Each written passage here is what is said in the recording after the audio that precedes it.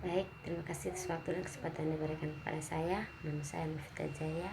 Ini 1623030016. Jurusan Sosiologi. Tugas review buku 7 mata kuliah kajian seminar masalah sosial. Masalah sosial.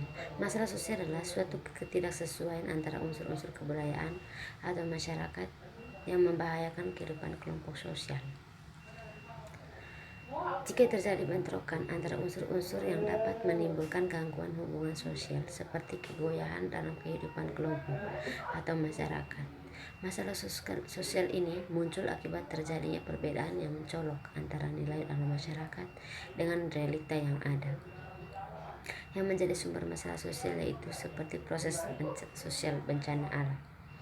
Adapun faktor-faktor yang mempengaruhi masalah sosial, yang pertama itu faktor ekonomi, yaitu contohnya kemiskinan, pengangguran. Yang kedua itu faktor biologis, contohnya penyakit menular atau keracunan dan keracunan makanan.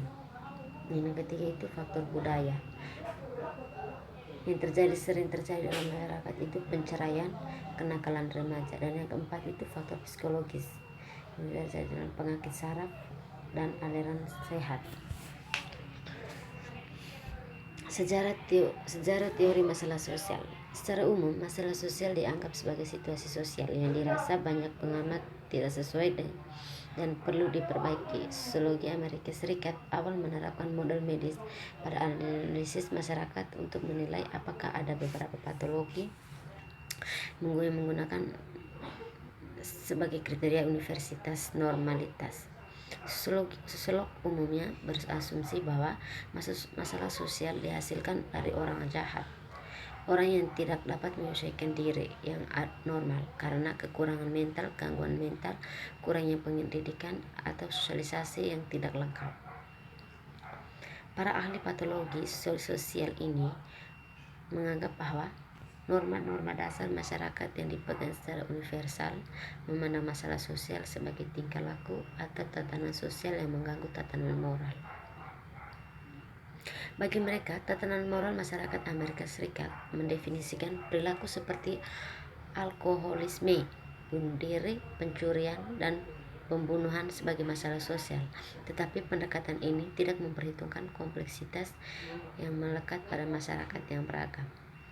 Masyarakat yang mengalami perubahan cepat dari proses migrasi, urbanisasi, dan industrialisasi dianggap memiliki kantong disorganisasi sosial. Daerah-daerah tertentu di kota-kota yang mengalami perubahan paling cepat misalnya ditemukan memiliki tingkat kejahatan, kerusakan keluarga, dan gangguan mental yang sangat tinggi. Bahwa pelanggaran norma adalah gejala masalah sosial, bukan penyakit itu sendiri. Dengan kata lain, sebagai besar penyimpangan adalah korban dan tidak boleh disalahkan sepenuhnya oleh masyarakat atas penyimpangan mereka. Sebaliknya, sistem tempat mereka hidup harus disalahkan. Deskripsi situasi yang mempengaruhi penyimpangan seperti hambatan keberhasilan yang dihadapi oleh anggota kelompok minoritas, membantu menjelaskan mengapa beberapa kategori orang berpartisipasi secara tidak proporsional dalam kondisi sosial. Jenis kedua dari masalah sosial yang ditekankan dalam teks ini melibatkan kondisi yang menyebabkan penderitaan psikis dan material bagi beberapa kategori orang di Amerika Serikat. Imajinasi sosial. Sosiologi adalah disiplin yang memandu penyelidikan ini ke dalam sumber dan konsekuensi dari masalah sosial. Disiplin ilmiah ini adalah studi tentang masyarakat dan organisasi sosial lainnya, bagaimana mereka mempengaruhi perilaku manusia dan bagaimana organisasi ini diubah oleh usaha manusia. C.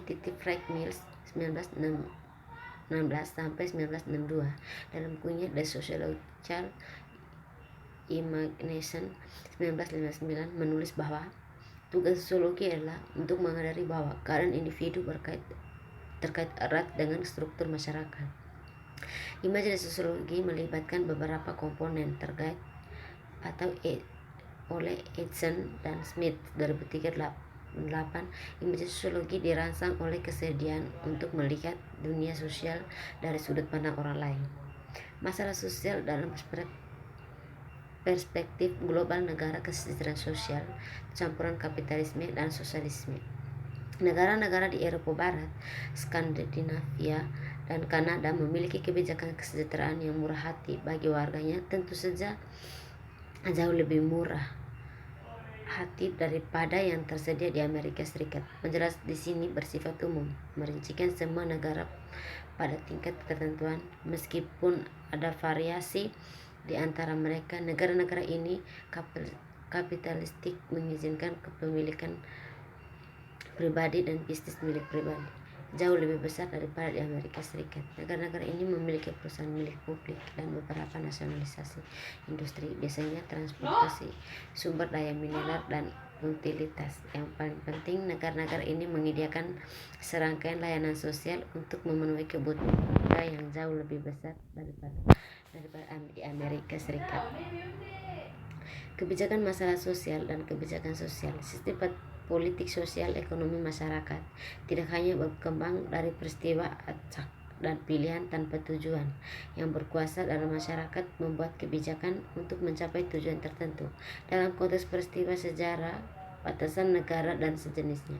Mengatasi masalah ketidaksetaraan, Claude Friedhead dan rekan-rekannya dari Departemen Sosiologi Universitas California Berkeley mengatakan jawaban atas pertanyaan mengapa masyarakat berbeda-beda dalam struktur penghargaan mereka lain bersifat politis.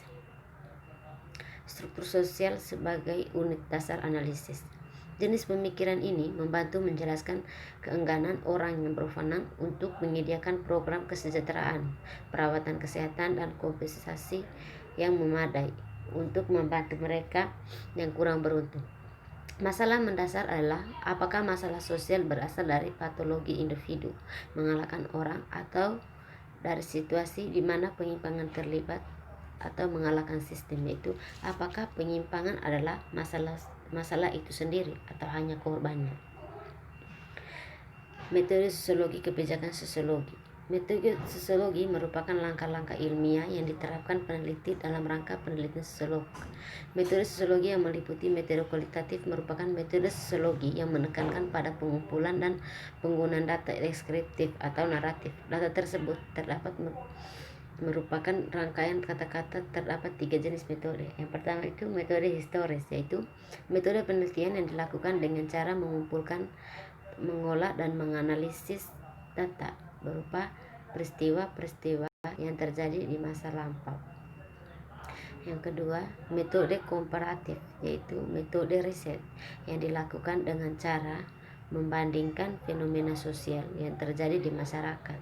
Yang ketiga, metode kasus, yaitu metode penelitian yang dilakukan dalam rangka mengeksplorasi isu-isu sosial secara terbatas namun mendalam. Yang ketiga, metode kuantitatif, metode sosiologi yang menekankan pada pengumpulan data numerik atau angka-angka. Misalnya, metode kuantitatif, metode sosiologi yang menekankan pada pengumpulan data numerik atau angka-angka. Misalnya, metode sosiometri, yaitu metode penelitian yang digunakan untuk menganalisis pola hubungan, relasi, atau jaringan sosial antara individu atau kelompok.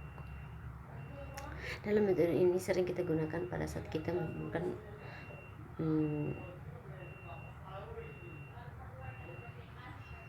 membuatkan suatu proposal. Sering digunakan muncul kita harus menggunakan suatu metode. Misalnya kita menggunakan metode kualitatif atau metode kuantitatif. Itulah penjelasan dari saya. Sekian dan terima kasih.